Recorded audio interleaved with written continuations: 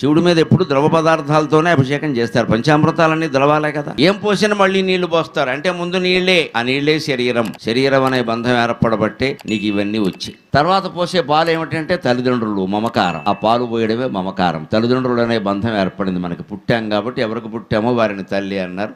ఆ పుట్టకి బీజప్రాయమైన కారణమైన పెద్ద మనిషిని తండ్రి అన్నారు. ఇది పాల బంధం. తల్లిదండ్రుల బంధం పాలలాగా స్వచ్ఛంగా ఆర్ద్రంగా మమకారంతో ఉంటుంది.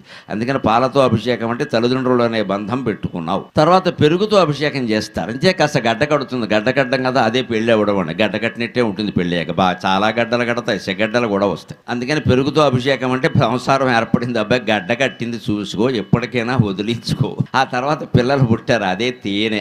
పిల్లలంత స్వీట్నెస్ ఇంకెవరిలో ఉంటుందండి. 100 కోట్లు సంపాదించి అలిసిపోయి విమానాలన్నీ తిరిగి నిద్రాహారాలు లేకుండా వచ్చిన తండ్రి కూడా ఇంటి దగ్గర కొడుకునో కూతురునో చూసేసరికి మొత్తం శ్రమ మర్చిపోతున్నాడు. తేనె అంటే అది.